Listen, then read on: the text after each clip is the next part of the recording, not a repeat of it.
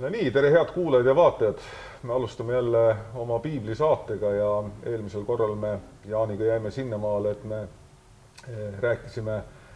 alustasime rääkimist käskudest ja rääkisime esimesest 3 käsust ja täna me läheme siis edasi järgnevate käskudega ehk siis 4-10. Eelmine kord me tõdesime ka, et need loetelud käskude numeratsioonis või numeratsioon võib olla erinev ja natukene kalduda, aga me siiski lähtume praegu sellest, mida meie siin luterlikus kirikus või ka katoliku kirikus kasutame, et selle kaudu me neid käskusid ka avama hakkame.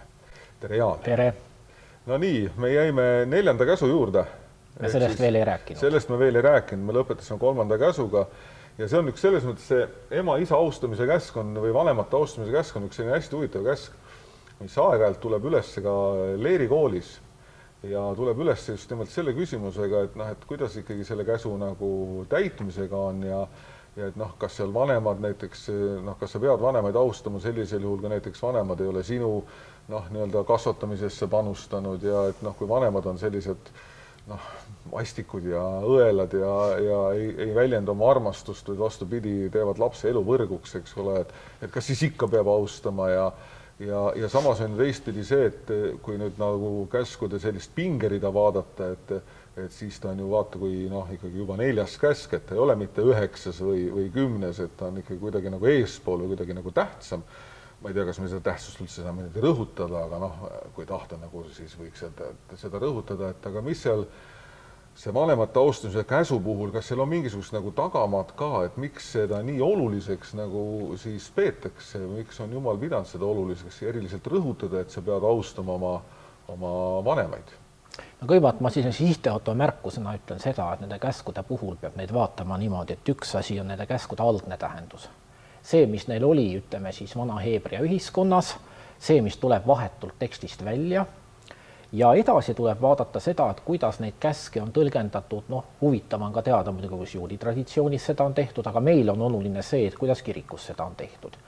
Ja ka siin on aja jooksul käskude mõistmine muutunud selles mõttes, et on nagu 2 vastandlikku tendentsi, et kohati on neid käske püütud nagu leebemaks muuta või ütleme nende sellist mõjuala piirata, ja kohati on püütud neid laiendada ja nagu rangemalt neid käsitleda. Ja näiteks üks käsk, mille juurde me veel tuleme, eks ole, seesama tapmise keeld. Me nimetame käsuks, aga see on nagu keeluna sõnastatud. Siis see on nagu väga hea näide selle kohta, et kui erinevalt ikkagi võib tõlgendada ühte käsku, et kui seal näiteks esimeste sajandite kristlased ikkagi võtsid seda ühemõtteliselt sellise totaalse keeluna teiselt inimeselt elu võtta ükskõik mis tingimusel, siis 4. sajandil, kui ristiusk sai riigi usundiks Rooma riigis, hakati seda käsku tõlgendama nii, et sinna alla ei lähe näiteks tapmine sõjas, sinna alla ei lähe näiteks kurjategijate hukkamine. Ja tegelikult, kui me seda Vana Testamendi käsku vaatame, siis paraku see nii-öelda hilisem tõlgendus on tegelikult algsele mõttele lähedasem. Aga tuleme nüüd selle 4. käsu juurde. Aga selle 4. käsu puhul, miks see vanemate teema ikkagi on siis, et kas see oli mingisugune probleem siis Iisraelis, et sa küll ei elanud sellel ajal seal, aga kas oli mingi probleem, et vanemaid ei tahetud austada või et ei olnud, näiteks kui me võtame islamis, eks ole, siis islamis on vastupidi, see ei ole isegi, ma ei tea, kui täpselt on nüüd käsuna on sõnastatud, aga see võetakse nii iseenesest mõistetavalt, et oma vanemate eest peab hoolt kandma ja nendest hoolitsema, et see on lausa mitte nagu selline, et sa pead, vaid võiks ütelda, et moslem tahab, sellepärast, et see on lihtsalt väga suur privileeg ja õigus oma eakaid vanemaid näiteks austada ja nende eest hoolitseda.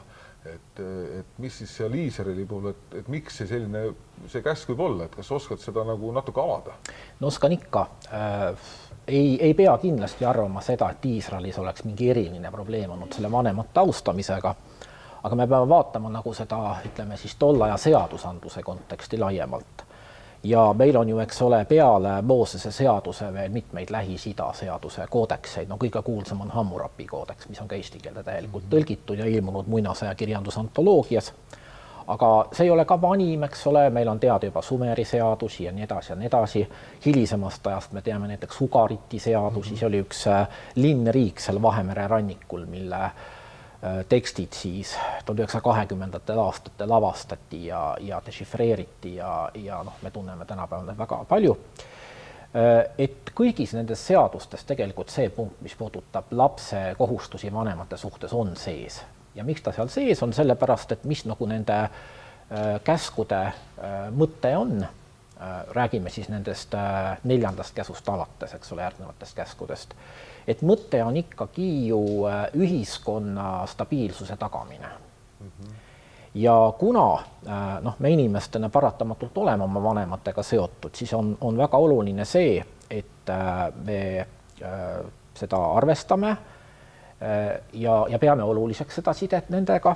Ja tegelikult see heebreakeelne sõna, mida siin on austamiseks tõlgitud, ta ei tähenda kultuslikku austamist, seda kunagi ei kasutata näiteks Jumala austamise puhul, aga ta tähendab siis just nimelt sellist oluliseks pidamist või niisugust aupaklikku suhtumist, aga Vanas Testamendis seda mõistetakse ikkagi väga praktiliselt ja see tähendab just seda, mis sa välja juba ütlesid, et see on eeskätt kohustus hoolitseda oma vanemate eest selle seas, kus nad juba vajavad meie abi.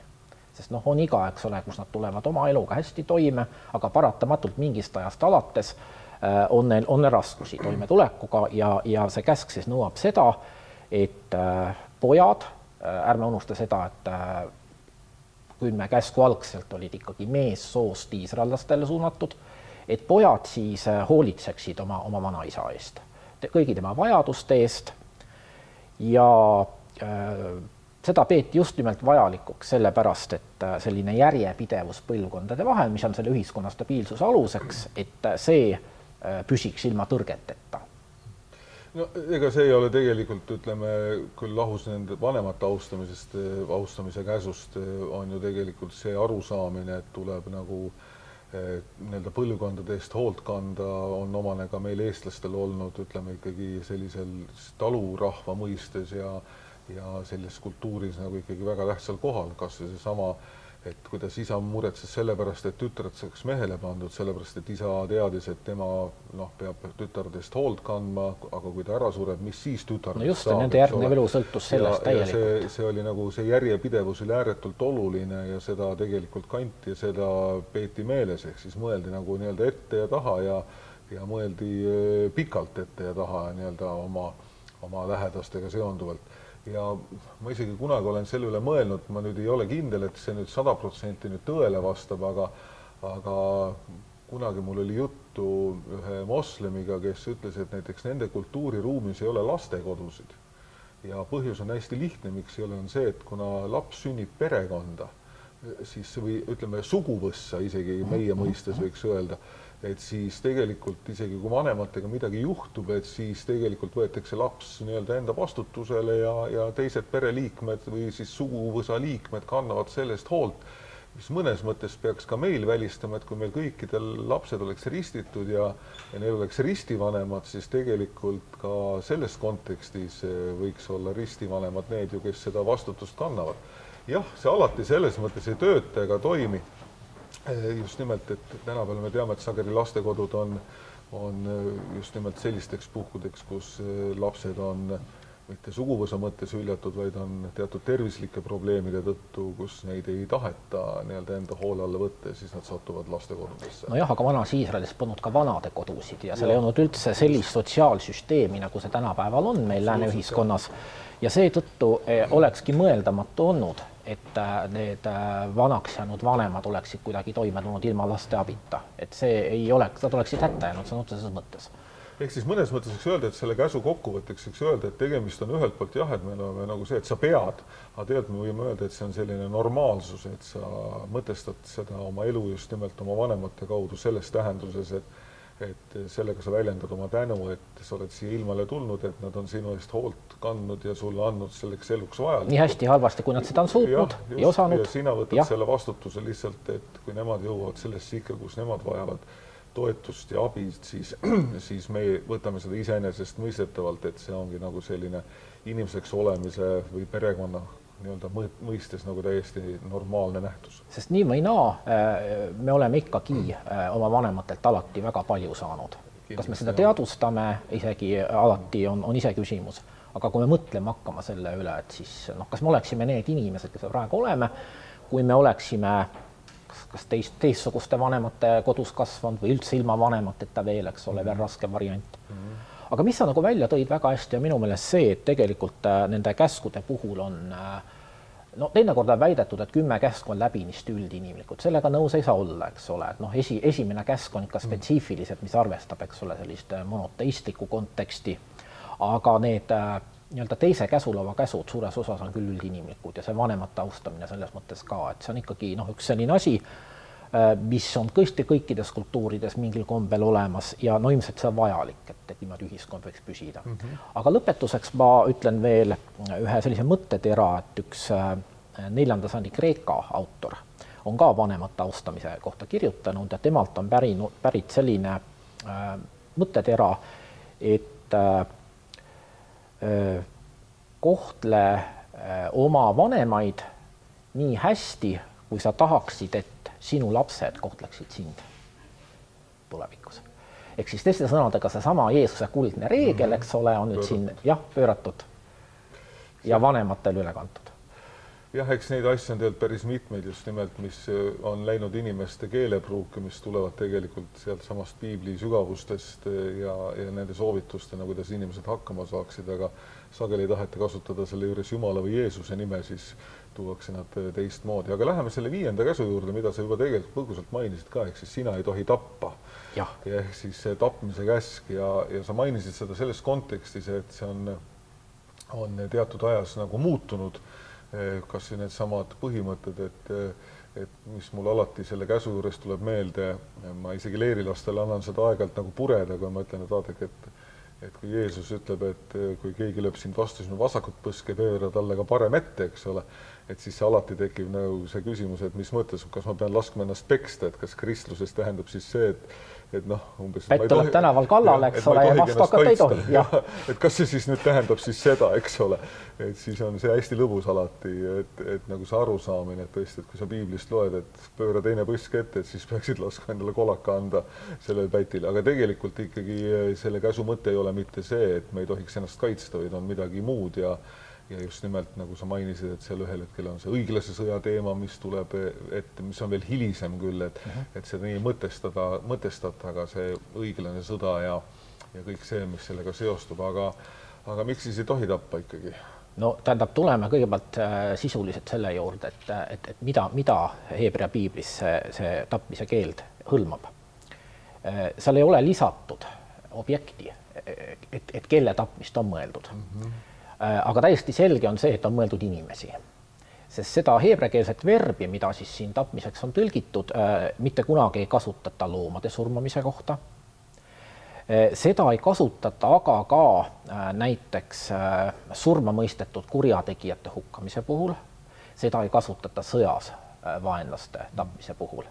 Ja võib-olla sellise natukene lõbusa seigana mainin, et kui esimese maailmasõja ajal Saksamaal anti välja sõdurite katekismus sellises väikses formaadis, mida taskus sai kaasas kanda, siis seal olid ka 10 käsku sees ja 5. käsu juurde oli lisatud märkus, ei kehti sõjaolukorras.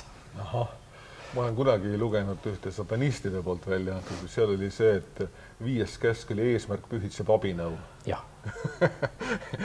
Nii et igal juhul, et kui on vaja, siis võib ka tappa, eks ole. Ehk siis teiste sõnadega, vanas Iisraelis ei sõjastapmine ega kurjategijate hukkamine ei käinud selle käsu vastu. Ja nüüd aja jooksul, kui kristlased selle käsu võtsid, hakkasid nad seda käsku radikaliseerima. Ja ütleme siis niimoodi, et jah, 1.–3. sajandil ikkagi valdav oli see arusaam, et see tähendab keeldu võtta inimeselt elu ükskõik mis tingimustel. Ja selle nagu praktiline tagajärg oli ka see, et kristlased hakkasid hoiduma sõjaväkke minekust selle põhjendusega, et sõduril mingis olukorras tuleb tappa ja selleks, et siis ühesõnaga seda nii-öelda kiusatust vältida, on parem üldse mitte sõjaväkke minna. ja noh, Tertullianus näiteks on üks väga suur selline tapmise keelu radikaalsuse rõhutaja, tema ütleb, et noh, kristlane mingil juhul ei tohiks sõduriks hakata, et see on juba noh, peaaegu, et juba nagu pool tapmist on sellega juba tehtud. Aga 4. sajandil tõesti, kui siis ristiusk saab Rooma riigiusundik, siis see käsk mõtestatakse ümber sedapidi, et tekib seesama õiglase sõja kontseptsioon ja leitakse, et kui ikkagi vaenlane ründab maad ja riigi sõdurid lähevad riiki kaitsma ja tapavad vaenlased, siis see ei lähe vastuollu mitte kuidagi selle tapmise keeluga. Ja seda laiendati ka näiteks sellisele ametile, nagu seda oli timukas. Tallinna timuka mõõk on säilinud, eks ole, seal on see tore tekst, et alati, kui ma selle mõõga tõstan, eks ole, siis Jumala arm on suur, et aitan patuse teise ilma. Timuka tegevust ei ütleme siis Rooma riigikiriku ajal ega ka ütleme keskajal ja varauusajal ei tõlgendatud selle keelu vastu eksimisena. Kuigi ütleme siis inimeste hulgas ikkagi suhtumine timukasse oli negatiivne vaieldamatult ja temast ikkagi hoiti eemale, aga samas oldi teadlikult, et ta töö vajalik.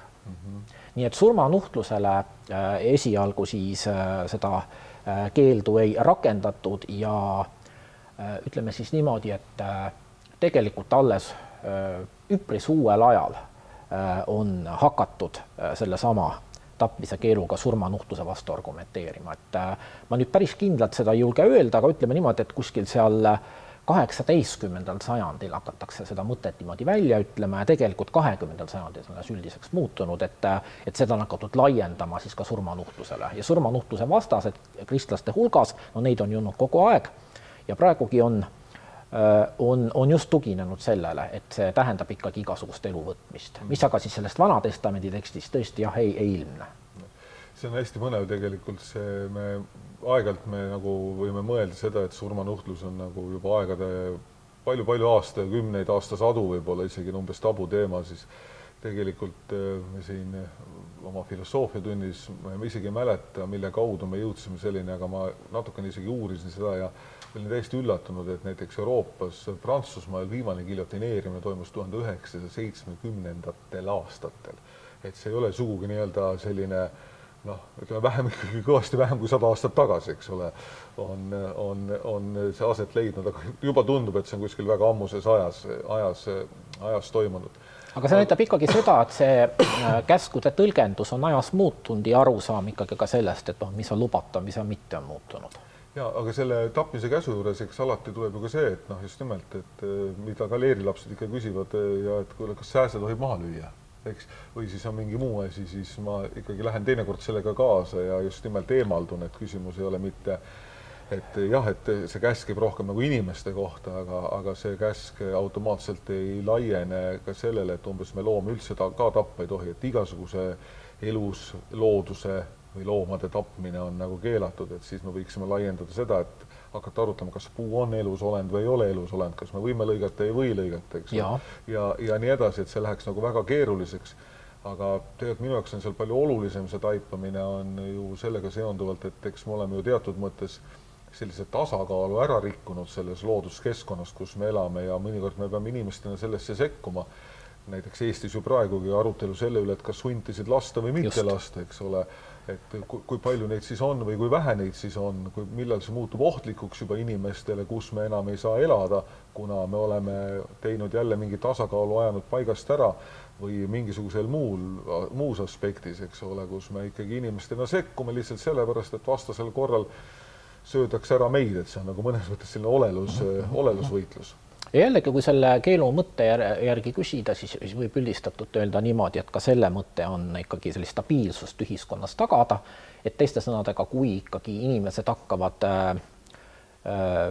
üksteiselt elu võtma ilma igasuguseid reegleid arvestamata, et siis ei saa ju ühiskonnas mingi kord, eks ole, püsida.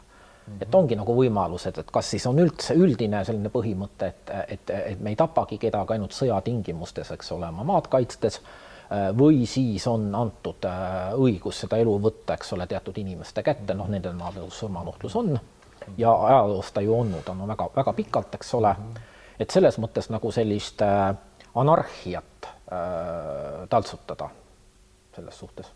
See on selle mõte. Jaa, aga ma isegi siin rohkem siin võiks veel erinevaid teemasid käsitleda, olgu ta siin eutanaasia või olgu ta siin mingisugused muud sellised teemad, mis tänapäeva ühiskonnas on, aga kuna me oleme lubanud jääda piibliraamatu raamesse, et me siis väga ei laienda, et kes neid küsimusi tahavad arutada, siis tere tulemast Leerikooli. Et seal me sellest ka kindlasti räägime. Aga läheme siis järgmise käsu juurde ja see on abielu rikkumine, ehk siis 6. käsk, sina ei tohi rikkuda abielu, eks ole. Et kuidas siis seal Vana-testamendi maailmas oli, et mitu naist siis võis olla ühel mehel ja kuidas see meeste ja naiste vaheline suhe üldse oli, mis puudutas abielu, et mis need reeglid nagu olid, et näiteks ka kui me võtame ju ka Maarja puhul, eks ole, siis Maarja puhul mainitakse, et tegemist oli Joosepi kihlatuga, aga mitte abielunaisega, et mis üldse need suhted võisid olla, et oskad sa selle kohta midagi niimoodi öelda, et me ei ole küsimust varem sulle ette saatnud, et seda uurida, aga tuleb sul midagi meelde, kuidas seda võiks kommenteerida? No kommenteerida võiks nõnda, et me peame esialgu, kui me tahame teada, et mida see käsk või keeld tähendas vanadele iisraellastele, unustama ära oma praeguse maailma ja ühiskonna, praeguse arusaama sugupoolte vahelistest suhetest, ka abielust, ma kohe räägin, miks. Ja vaatama tõesti seda, et mida see seal tähendas. Ühiskond oli patriarhaalne loomulikult, meestel oli võim naiste üle ja naisel pidi olema kindlasti mehest eeskostja, kes oli siis nii-öelda loomulikult tema isa. Kui isa ei olnud, siis keegi lähedasem meessugune, näiteks vend, ja kui naine abiellus, siis sellest hetkest peale läks ta mehe eestkostja alla. Nüüd, mis puudutab polügaamiat, siis tõepoolest oli vanas Iisraelis olemas, nii nagu kõikides teisteski Vana-Ida ühiskondades. Aga ta vähemalt sellel ajal, millest räägivad piiblisündmused, ütleme seal 2. aasta 1000 ennem Kristust, oli ikkagi vähemuse selline lõbu. Selles mõttes, et väga jõukad inimesed, valitsejad eriti, said seda lubada. No on juttu, eks ole, kuningas Saalomonist, kellel oli palju naisi ja nii edasi. Aga haarem kuuluski nagu kuninga nii-öelda selle elustandardi juurde, et ilma selleta poleks ta tõsiselt võeta. Kõigi Vana-Ida kuningatel olid haaremid. Ja ütleme siis niimoodi, et esimesel aastatuhandel ikkagi enamik vanu iisraellasi elas monogaamses abielus. Jeesuse ajal oli see ikkagi täielik norm. Ja kui keegi oli suhtes mitme erineva naisega, siis seda peeti millekski kõrvale kalduvaks. Teatud valitsejate kohta on teada ka sellest ajast, et nad polügaamiat praktiseerisid. Aga mis on oluline, on see, et meie jaoks on abielu midagi, mis nagu vastastikususel põhineb.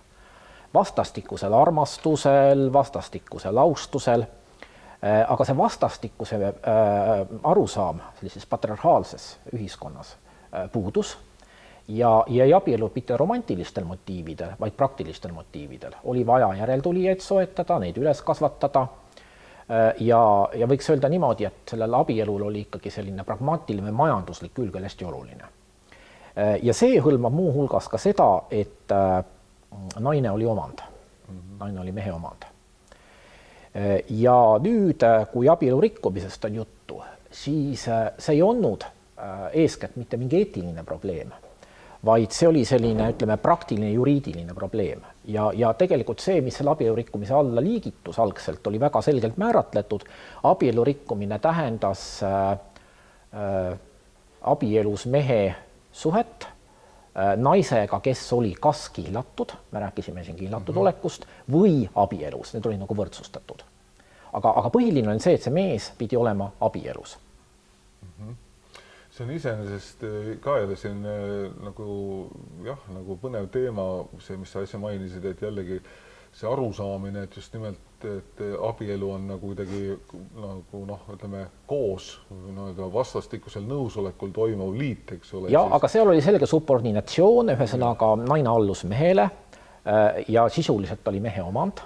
Ma lihtsalt tahtsin öelda seda, et seal ongi see, et Eestis ju ka tegelikult jällegi mõtleme, kui sinna 19. sajandisse potsatame, siis ju samamoodi ikkagi see, et abielusid sõlmiti, nii-öelda pereisad leppisid kokku, sina võtad nüüd minu naise ja mina annan oma poja ja et seal oli ikkagi väga pragmaatiline, seal ei olnud ikkagi mitte midagi pistmist sellisel just nimelt nagu selle nagu me täna oleme harjunud mõtlema, et armumine ja armastus. No jaa, selline romantilisetel tunnetel põhinev abielu on tegelikult ikkagi väga noor nähtus inimkonna ajaloos. Jah, et see oli ikkagi puht selline ellujäämise, elu jätkamise ja kõige sellega seonduv nagu tegevus. Jah, ja teadlased ütlevad, et suhteliselt kindel on ka see, et mis nagu selle keelu või käsu nagu see põhiline mõte oli.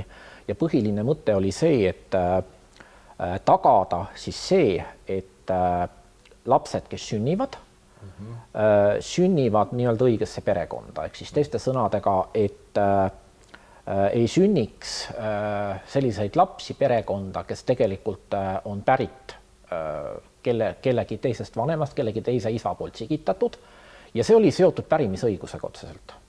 Ehk siis sellepärast, et see omand, mida päriti isa liinis, et see läheks nii-öelda õigele pärijale, et seda tagada. Et see oli nagu selle keelu selline algne mõte, sest see keeld ei laienenud näiteks prostituutide tarbimisele.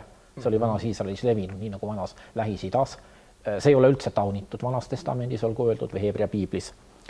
Ja näiteks, kui vallaline mees oli vahekorras vallalise tüdrukuga, siis seda ka ei tõlgendatud abielu rikkumisena, nad on olnud abielus ju, kumbki polnud abielus, aga seda taunitakse ja selle eest on nähtud ette teatud selline valuraha, mille siis peab tüdruku isale see mees tasuma ja siis peab temaga abielluma veel lisaks. No seal oli ka puhtalt see, et ega see rasedusest hoidumine oli omaette teema ja ikkagi sageli ju tähendas see seda, et kui naine ei lapseooteli, siis mis sellest lapsest saab, eks ole, see samas selle lapsele ikkagi tagada peavari, toidus ja kõik see, mis eluks vajalik on. Jah, aga põhiline arvatakse ikkagi oli see omandi säilitamise küsimus. Aga 7. käsk on siis varastamise käsk ja see on selline lihtne, seal ei ole midagi väga keerulist, see ei tohi kelleltki midagi ära võtta. Et kas see siis ei olegi nagu iseenesest mõistetav, et seda pidi eraldi käsuga peaks panema, et kas selline võtmine oli nagu siis tavaline, et Jumal pidi nüüd ütlema, et sa ei tohi ikkagi võtta või? No ei ole iseendast mõistetav, sellepärast, et miks see kõikide riikide kriminaalkoodeksisse sisse kirjutatud on, eks ole? No sest vanas testamendis oli, nad ei osanud midagi paremat välja mõelda. No oli enne vana testamenti juba sisse kirjutatud, Hammurapi koodeksisse ja nii edasi. Ja see on tõepoolest siis üks selline käsk, millest arusaamine ei ole nagu väga palju aja jooksul muutunud. Ehk siis teiste sõnadega siin on juttu sellest, et ei tohi endale võtta midagi, mis kuulub kellegile teisele. See varastamine tähendab selle asja salaja äravõtmist, erinevalt röövimisest, kus siis tehakse seda vägivallaga. Ja selle käsu mõte on inimese eraomandi kaitsmine. See on hästi tore. Praegu ma tean, ma ei tea, millal meie saade eetrisse läheb, aga praegu on hästi aktuaalne see, et kas justiitsminister Liisa Pakosta, kui nändis Metale kogu Eesti selle sõnavara ilma kelleltki küsimata nagu ära, kas ta nüüd on varas või ei ole. Võiksime hakata ka seda sellest vaatevinklist vaatama, et selle üle käib kõva vaidlus, et kas oleks pidanud küsima, ei oleks pidanud küsima, kas mingisugusel hetkel muutub mingi asi kellegi omaks või kelle oma ta siis lõpuks on, et kas keel on kellegi kindla oma või et siin käib üks hirmus vaidlemine selleks tulenevalt, et mõnes mõttes osa ütlevad, et on vargus, teised ütlevad, ei ole, see on nagu edendamine. Ja olgu veel rõhutatud, et tegelikult selle konkreetse keelu puhul on tegemist vallasvaraga, mitte kinnisvaraga. Sest ühesõnaga kinnisvarast tuleb veel juttu 10. käsus. Ja, just. Aga tänapäeva maailmas vist ilmselt selle varguse puhul, millega mina olen kokku puutunud, et isegi tõesti see, et kui sa lähed kelleltki, võtad midagi salaja ära, et siis see nagu tundub okei. Aga sageli, ma ei tea, kas nüüd täna enam see on nii oluline, aga ma mäletan siin 30 aastat tagasi, ütleme 20 aastat tagasi, kui veel olid selline levinud väga selline eritavate tarkvarade nagu varastamine, selles mõttes, et kellelgi oli originaal ja siis andis teisele või siis CD-plaatide muusika näiteks ju paljundamine oli vägagi levinud ja ma mäletan, et see ikka oli aeg-ajalt neil leeritundides ikkagi teema, et just nimelt, et kas see on siis vargus või ei ole, et kas intellektuaalne omand on kellegi omand või mitte. Et täna ka see on ilmselt näinud nagu maha, sest ja üheks põhjuseks on see, et tegelikult meie tehnika on nii palju arenenud, et väga raske on kopeerida ilma, kui sa ei ole sellest nagu nii-öelda maksnud ja lihtsam on maksta, kui tegeleda kogu aeg mingite plaatide ümberkirjutamisega. no vot, aga selles mõttes oli inimeste elu tollal lihtsam, et selliste probleemide üle ei pidanud mõtlema. Aga neil olid teistsugused probleemid. Jah, ja üks asi veel, mille selle varastamisega seoses nimetaksin ära, et seal oli ka tegelikult nii-öelda raskendavad asjaolud. Ehk siis sõltus väga palju ka sellest, et kellelt varastati. Ja kui näiteks varastati templilt, see oli väga suur selline kuritegu, mille eest oli surmanuhtlus nähtud ette. Aga väiksemate varguste puhul tuli lihtsalt asi tagasi anda ja rahaliselt hüvitada see veel, lisaks maksta trahvi, ütleme tänapäevases mõttes. Nii et see nagu selline diferentseeritus, et mida varastatakse kellelt, et see on seal ka tegelikult olemas. Ja siinkohal on hea ära mainida ka see, et see on üks selline klassikaline näide, mida ka kirikule aeg-ajalt ette heidetakse või kristlaste öeldakse, et noh, mis teil viga, et lähed varastad, siis lähed palud andeks ja lähed varastad jälle, et tegelikkuses ka kiriku patukäsitluse õpetuses see sugugi nii ei ole, et selleks, et seda patu andeks saada, nii-öelda tuleb see kõigepealt heastada, ehk siis nagu mina ütlen, et varastatu tuleb tagasi viia. No ja nii on ka Moosese seaduses. Ja siis alles sa võid nagu, eks ole, minna ja tuua oma ohvri piltlikult öeldes, et ennem sa pead olema selle ära klattinud ja nii ta on. No jah, nagu öeldakse, et väga paljude jaoks ikkagi kõige tähtsam on 11. käsk, et sina ei tohi vahele jääda. No selge. Ma arvan, et me selle koha peale siis teeme pausi ja räägime need teised käsud ära järgmisel korral. Ja siis vaatame, kui kaugele me jõuame, aga suur tänu osalemast ja suur tänu olemast ja ilusat aega ja rõõmsate kohtumisteni.